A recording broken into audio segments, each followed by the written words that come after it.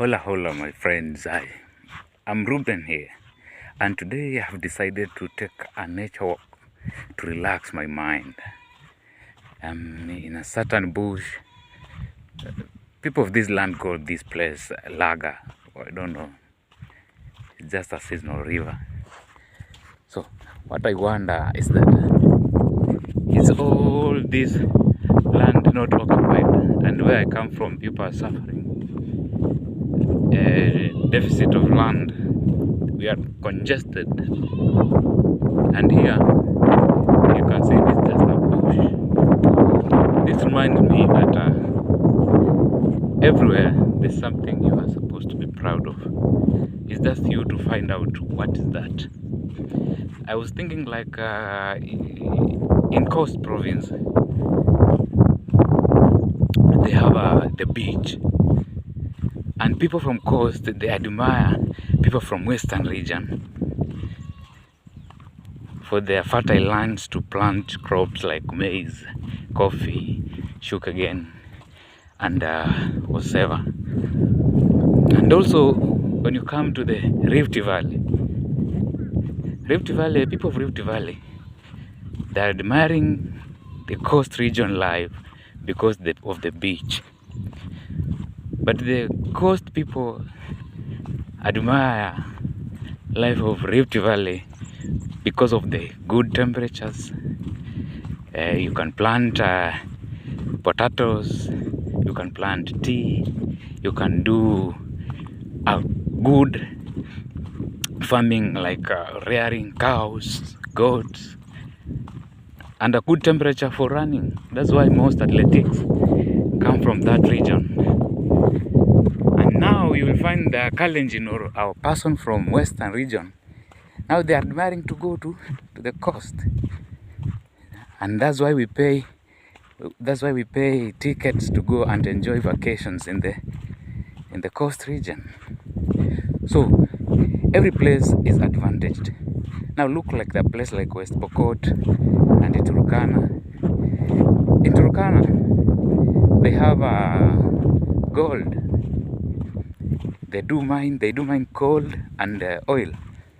We have tallow there, and they mine gold also. Their land is rich in gold.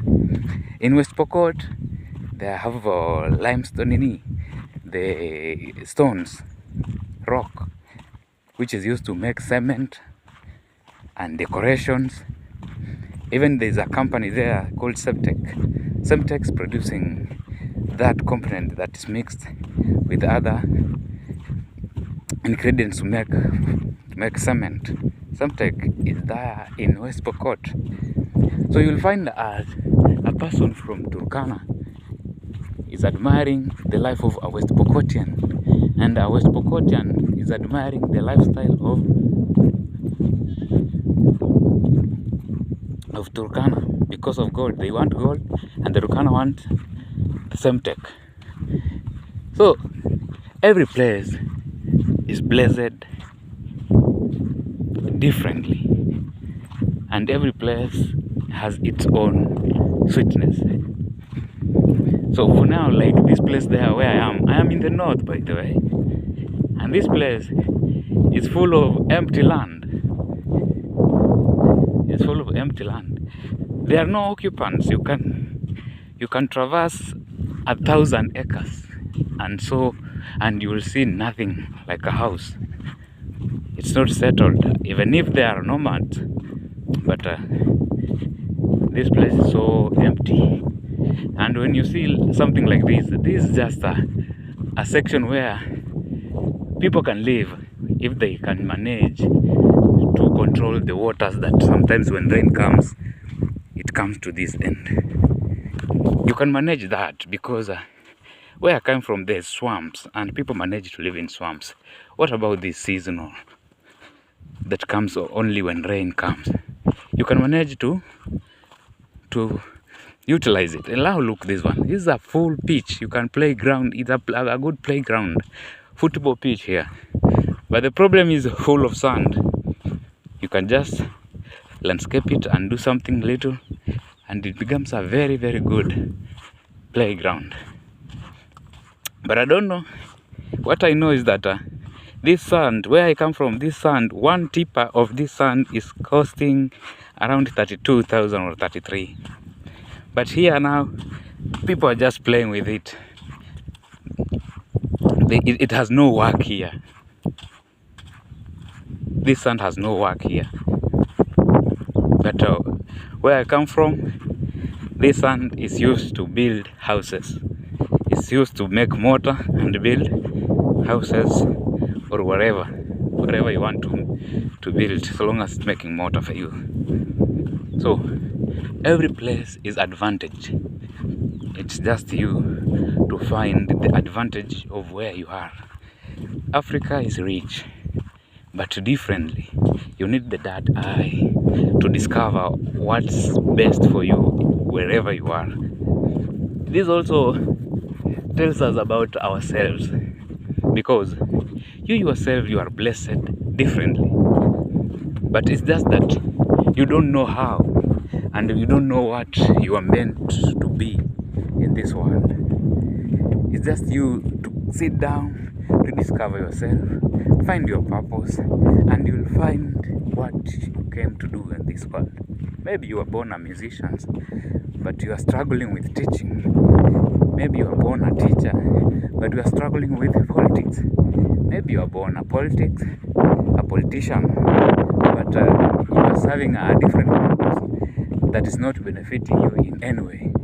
And that's why you find someone struggling with business, struggling with agriculture, struggling with whatever, and at the end of the day, they are not making anything or any progress out of it, because that was not their destiny.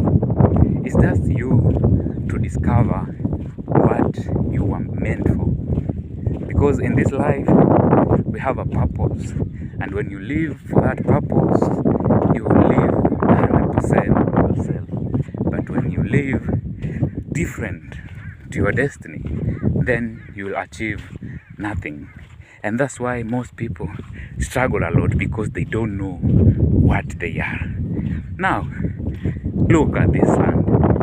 These are hundreds of acres. Free land.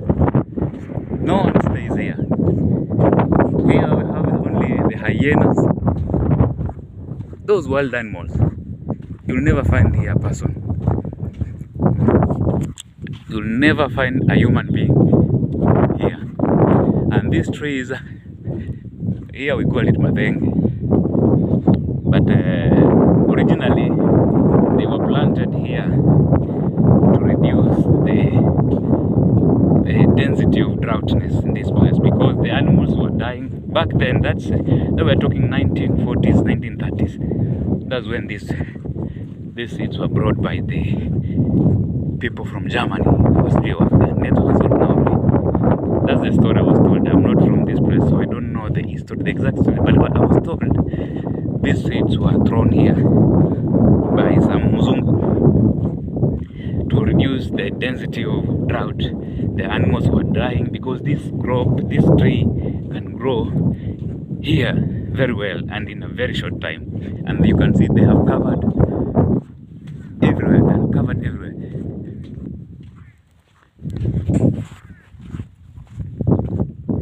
So this is it. This is it. This is finally it. Goodbye.